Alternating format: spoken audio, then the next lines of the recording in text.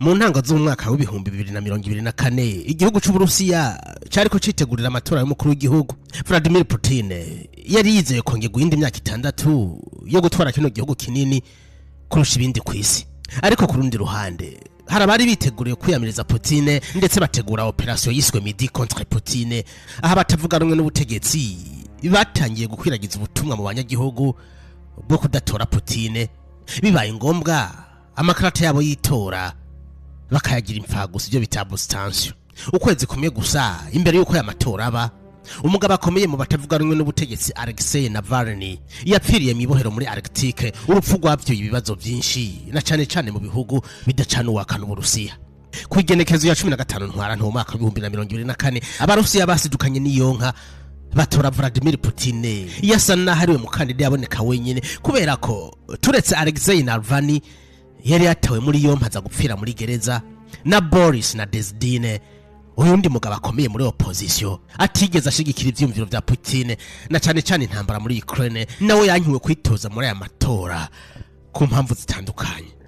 Kuva mu mwaka w'ibihumbi 2000 Vladimir Putin niwe president w'Uburusiya, akaba ari muri manda igira 5 izohera mu mwaka w'ibihumbi 2030. Ni gute umukozi muto w'iperereza atarazwi no mu gace yavukiyemwo yabaye umugabo w'igihangange mu Burusiya ndetse no kw'isi yose?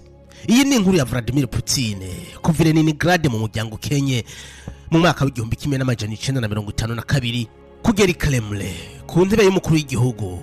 Yatanguye kwicara ku mwaka w'ibihumbi 2000 gushika no munsi.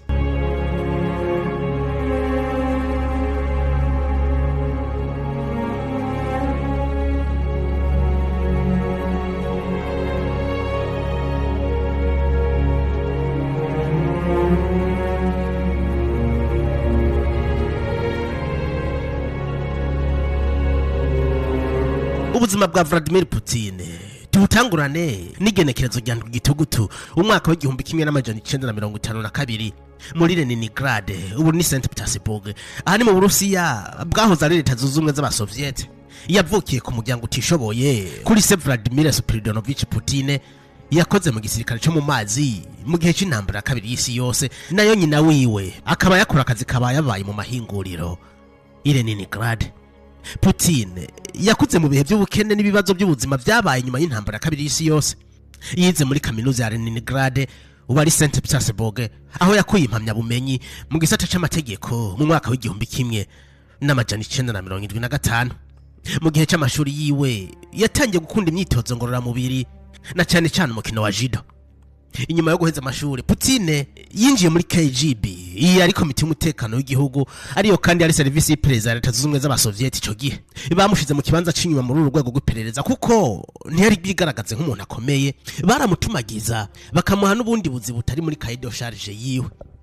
Mu mwaka w'igihumbi 1982 yagize ubugeni na Rudumya Putina, umukobwa bari bamaranye imyaka 3 bakundana. Ariko mu nyuma uyu mugore yaje gusanga umugabo wiwe akora akazi atarazi, mbere atangura kwibaza ko ashobora kuba akorana n'abagizi ba nabi. Ku myaka 32 Vladimir Putin bamudugije ipete bamugira umukomanda, maze arungikwa i Moscow muri formation yo kuba umusomyi w'urusaku canke maneko.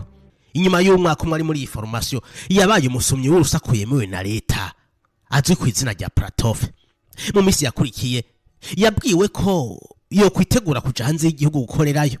Putin yarishimye cyane kubera ko yumva ubuzima bwiwe bugiye guhinduka. Yarungitse mu gisagara ca Dresde mu gihugu c'Ubudagi, igisagara cagenzurwa n'Abasoviet. Ntivyamuryoheye ko bagiye gukorera aha hantu uwo yishakira New York, Londres canke Paris, ariko byasumba gusubirira Leningrad. Rero Putin yazinze amavarizi afata indege imushikana Dresde atangura imirimo. Ico gihe mission officielle yiwe kwari kuba mu ambassadeur w'Uburusiya muri Dresde, ariko ino yari maske kubera ko akazi kiwe kwari kurokirita abandi basumye b'urusaku bakorera leta zunze ubumwe z'Abasoviet. Ku igenekerezo rya 10 Munyonyo umwaka w'igihumbi 1989 uruhome rwatandukanya Berlin y'ubuseruko na Berlin y'uburengero rwarasenyutse. Nico bise Chute du Mur de Berlin. Ibi byahangayikishije Vladimir Putin, yibaza icagiye kuba kubera ko ukubomoka kuri uruhome byasigura gusenyuka kwa leta zunze ubumwe z'Abasoviet. Ico gihe mu gisagara ca Dresde abantu baragumutse biyamiriza umugambi w'abakomuniste. Putin araronderwa ngo yicwe, hari nako guhunga asubirire Leningrad. Vladimir Putin n'umuryango wiwe, umugore we n'abana babiri, ubuzima bwaranse baja kuba kwa se wiwe mu kazu gato cyane. Ubuzima bwakomeje kwanka kuko nta kazi yari afise. Leta z'ubumwe z'abasoviete zari zarasenyutse, ndetse biravugwa ko yirirwa mu gitanda yiryamiye. Vladimir Putin, umukozi w'iperereza yigishijwe aranonosora ku rwego rwo hejuru, yategereza kurondera kandi kazi kubera ko yari yize by'iperereza ntibyari ko biramugaburira n'umuryango wiwe.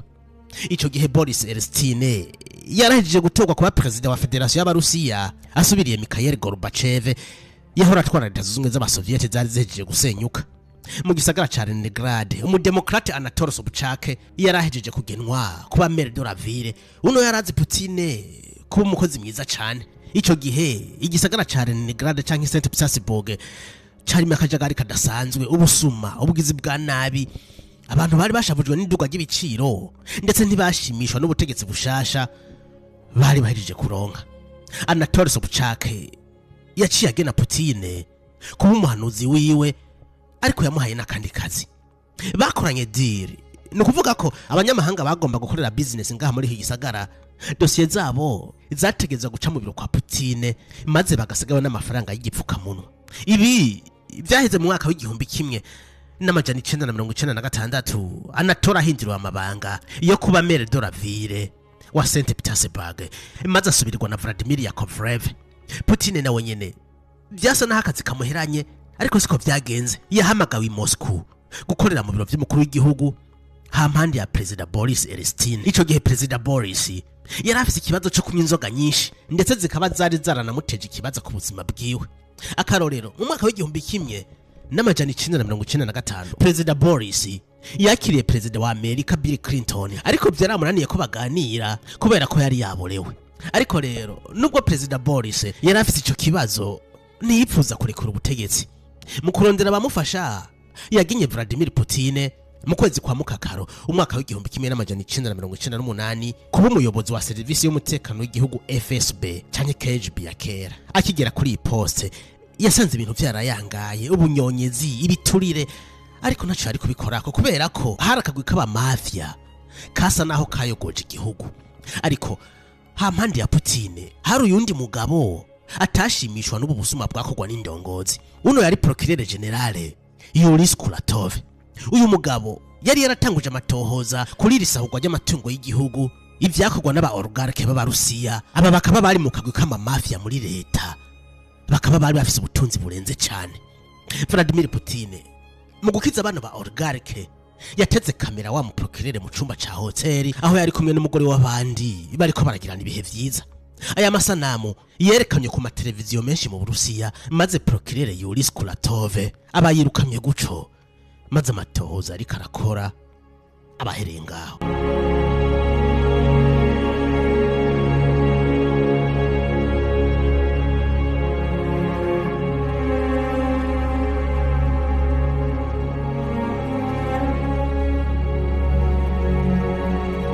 Vladimir Putin yatangiye gukundwa n'aba ba oligarke, aba ba mafia bari bakomeye muri leta, maze kudahana no gusahura bikomeza kuja ku rundi rwego. Bano ba oligarke batangiye kubona ko Vladimir Putin ashobora kuba umukandida mwiza iyo subirira President Boris, inyungu zabo ntizihungabane na gato. Mu mwaka w'igihumbi kimwe n'amajana 1999, Boris Elstine yagenye Putin ku mwanya wa premier ministre w'Uburusiya.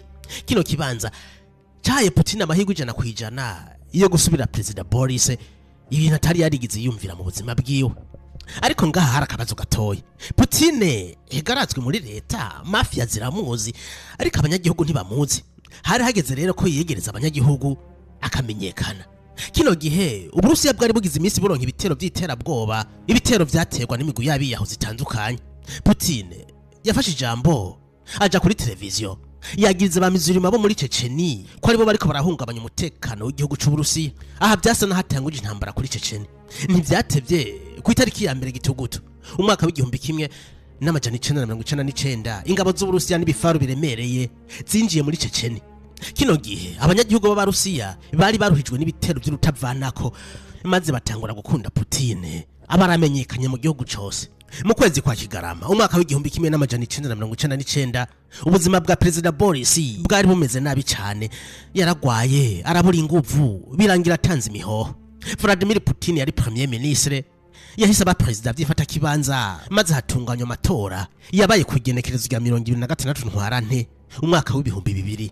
Amatora yahavuye atsinda ku majwi 53 kwijana maze ababaye perezida w'Uburusiya. Akiba perezida yijeje abarusiya kubakura mu bukene bari bafise mu kugwanya ibiturire n'ubunyonyezi bwakorwa nabo muri guverinoma nyene. Yagwije umutekano, agwanya abacecene ndetse ashiramwe inguvu agwanya bari bafukamye mu ndi gihugu kakagwe kaba mafia rezorgarike. Nubwo ataraba perezida byasa naho abashigikiye yaramayere kugira bamufashe kugira kuri iyi ntebe. Amaze kuba umuntu afite ijambo rya nyuma mu gihugu yarabahinduriye, yiyemeza gushira igihugu ku murongo. Yageze ku butegetsi igihugu caracitse mw'ibice bitatu. Abademokrate bashira imbere demokrasi begamiye uruhande rw'abanyaburaya na Amerika. Hariho kandi abakomuniste begamiye ivyumviro vya Staline hamwe n'abatsare bari bashigikiye ivyumviro by'abatsare ku ntwaro za kera. Putin yategereza guhuza ibice byose kubera ko yarazi ko igihugu kidashobora gutera imbere atabumwe buhari, ngo agahugu kaza guhona kicamwe ibice byinshi. Yashaka kugira Uburusi igihugu cy'igihangange, ntiyari kwemera ko haba ubudumbi mu gihugu ciwe. Hasubiwemwo ururirimbo ruhayagiza igihugu ruhuriweho na bose, bahindura ibirango biranga ibendera ry'igihugu maze havuka rishasha rihuza imigwi yose. Niwe yari afite ijambo rya nyuma mu gihugu, ibyo ategetse byarakorwa kubera ko na Perezida Boris yibwira ko bazogumara abagenzi yaramuhinduriye. Misiyo yiwe kwari kubaka igihugu kikagira ubuhangange n'igitinyiro ku rwego rw'isi. Ibi kugira bishikeko nta kundi yari kubigenza, yatwaje igitugu ategeka ama entreprise privé yari yarigometse mu kubaha ubutegetsi n'amategeko y'igihugu. Nubwo yatwaza umukazo abantu baramukunda kubera ko yarazanye impinduka nshasha zungura igihugu na beneco. Mu mwaka wa 2004 Putin yongeye gutorerwa kuba umukuru w'igihugu kuri manda igira kabiri, atsinze ku majwi agera ku bice 71 kwijana. Kuri iyi manda yakomeje agenda yiwe yo guteza imbere igihugu ndetse atangura kwitandukanya cyane na politiki y'abanyaburaya canke abanyamerika.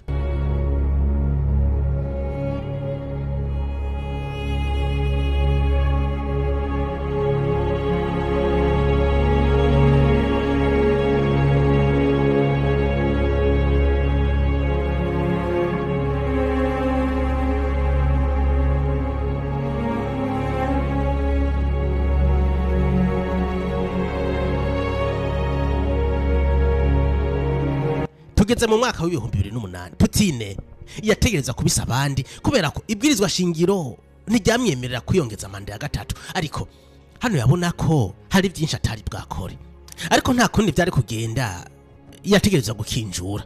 Yahaye rero amahirwe umugenzi wiwe Dmitry Medvedev maze atsinda amatora ababaye perezida ku itariki ya 2 ntwarante umwaka wa 2008. Na wacage na Vladimir Putin kuba premier ministre. Nubwo Putin yarashize muri aya mabanga yari yiteguriye kugaruka ku butegetsi mu mwaka wa 2012, hari byinshi yabona ko gukora. Yatanguye kwiyegereza kandi abanyagihugu, akomeza imyiyamamazo mu kinyegero. Uko yabiteguye niko byagenze. Kuri ubu butegetsi bwa Dmitry Medvedev hahinduwe ibwirizwa shingiro maze gemerera Putin kongera kwitoza ku yindi manda.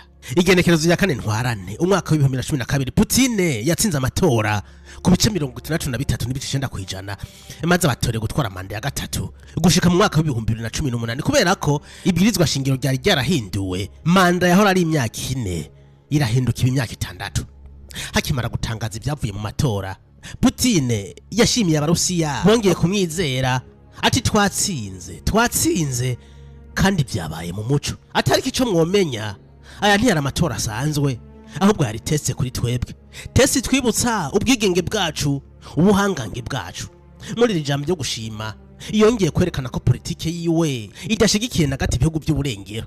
Yiyamirije ivyumviro by'abubakana bahuje ibitsina byariko birakwiragizwa n'ibihugu by'uburengero. Yerekana ko yiteguye gufasha Uburusiya kongera kuba igihugu cy'igihanganye nkuko byahoze. Igenekerezo rya 28 Ruhuhuma umwaka wa 2014 ingabo z'Uburusiya zinjiye muri Ukraine bigarurira intara ya Crimea n'ibindi bice by'intara za Donetsk na Luhansk. muri Amerika na Europe zari induru invasion illegale. Uburusiya babufatiye ibihano, ariko Putin yarafashe urugendo rwo kwagura igihugu ubutagisubira inyuma. Igenekezo ya 18 Ntwarante umwaka w'ibihumbi 2018 yongewe iyindi manda atsinze ku majwi arenga ibice 77%. Yakomeje politike yiwe yo kutavugirwamwo, kandi kugira ntagire ibimubangamira yahinduye ibwirizwa shingiro maze rimwemerera kuba umukuru w'igihugu gushika mu mwaka w'ibihumbi 2036. Kwigenekezo ya 24 Ntwarante umwaka w'ibihumbi 2022 ingabo z'Uburusiya zongeye kwinjira muri Ukraine. Amakungu na cyane ibihugu by'uburengero vyongeye gufatira ibihano Uburusiya. Ibi bihugu vyagiye kubiri n'Uburusiya maze vyerekana ko bishigikiye Ukraine. Batanze ibigwanisho n'ubundi bufasha ku gihugu ca Ukraine kugira gihangane n'Uburusiya. Iyi ntambara n'ubu kibandanya imaze guhitana abatari bake, kandi kabaragize ingaruka z'ubutunzi kw'isi.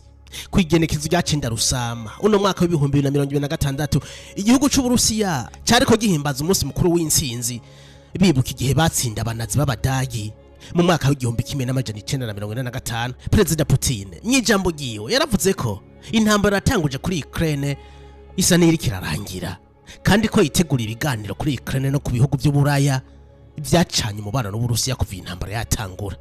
Ni imyaka igera ku 26 afatwa nk'umugabo w'igihanganye mu Burusiya, ndetse n'ubuhangange bwiwe bukagira no mu bindi bihugu bitandukanye ku isi, kuva mu iperereza rya KGB kugera ku ntebe y'icubahiro muri Kremlin i Moscow. Iyi yari inkuru ya Vladimir Putin.